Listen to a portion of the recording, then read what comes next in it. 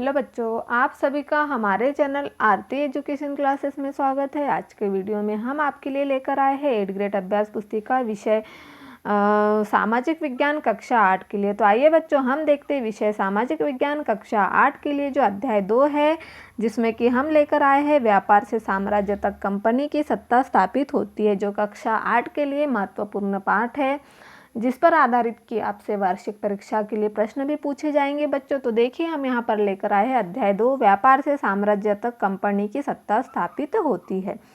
तो यहाँ प्रश्न नंबर 1 दिया हुआ है, किस पुर्तगाली यात्री द्वारा भारत तक पहुँचने के लिए समुद्री मार्ग का पता लगाया था। तो देखिए, वास्को दी गामा नामक पुर्तगाली यात्री ने 1498 में पहली बार भारत तक पहुँचने के लिए समुद्री मार्ग का पता लगाया था।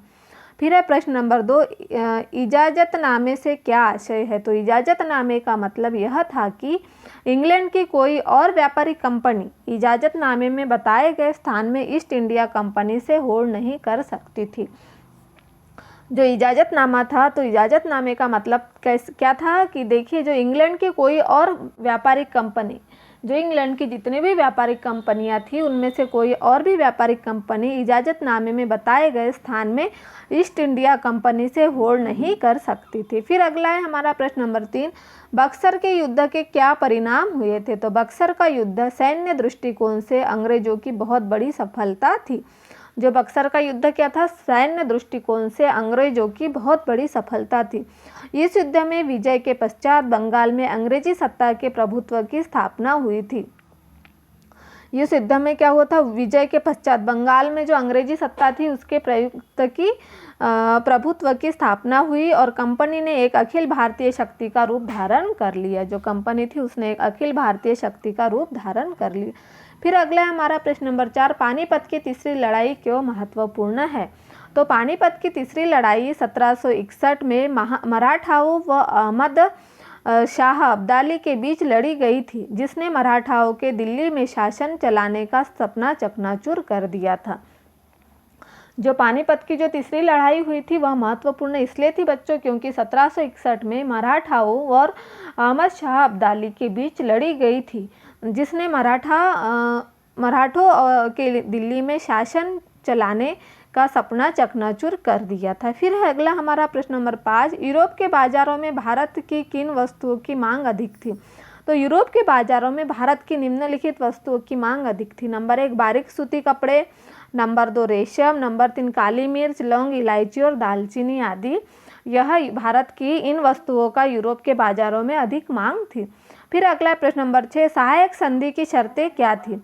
तो सहायक संधि की शर्तें निम्नानुसार है, वह देशी रियासत जो संधि स्वीकार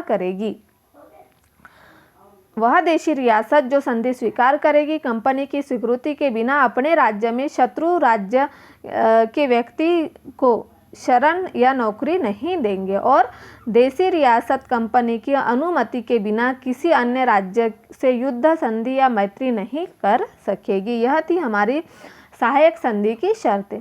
फिर उसके बाद है हमारा अगला प्रश्न, प्रश्न नंबर 7, वॉरेन हेस्टिंग द्वारा न्याय व्यवस्था में क्या क्या सुधार किए गए। तो वॉरेन हेस्टिंग के द्वारा 1772 में न्याय व्यवस्था में निम्नलिखित प्रावधान किए गए। हर जिले में 2 अदालत स्थापित की गई, फौजदारी और दीवानी। हर जिले में 2 प्रकार की अदालतें थी, फौजदारी और दीवानी। दीवानी अदालतों के मुखिया यूरोपीय जिला कलेक्टर, तो फौजदारी अदालतें काजी और मुफ्ती के अंतर्गत थी।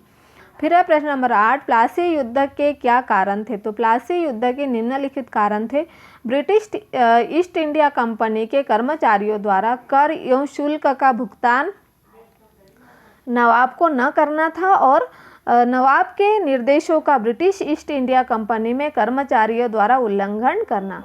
तत्कालिक कारण था ब्लैक होल त्रासदी। तो इस तरह से यह प्लासी युद्ध के 3 प्रमुख कारण थे। उसके बाद हमारा अगला प्रश्न है प्रश्न नंबर 9, यूरोपीय व्यापारिक कंपनियों में प्रतिस्पर्धा के क्या कारण थे। तो यूरोपीय व्यापारिक कंपनियों में प्रतिस्पर्धा के लिए बारीक सूती कपड़े, रेशम, काली मिर्च, लौंग, इलायची और दालचीनी की जबरदस्त मांग थी, जिसको प्राप्त कर व्यापार हेतु वे आपस में लड़ने लगे। यह यूरोपीय व्यापारिक कंपनियों में प्रतिस्पर्धा के कारण थे। उसके बाद हमारा अगला प्रश्न है प्रश्न नंबर 10,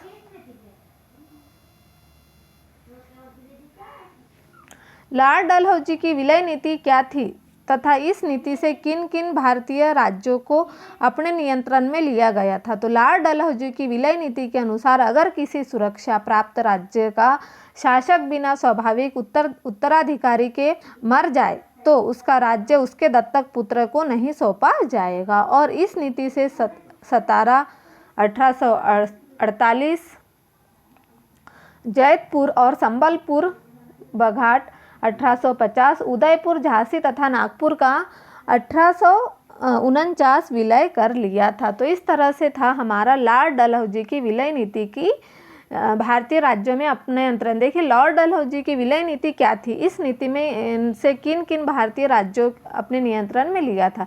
तो लॉर्ड डलहौजी की विलय नीति के अनुसार अगर किसी सुरक्षा प्राप्त राज्य का शासक बिना स्वाभाविक उत्तराधिकारी के मर जाए तो उसका राज्य उसके दत्तक पुत्र को नहीं सौंपा जाएगा।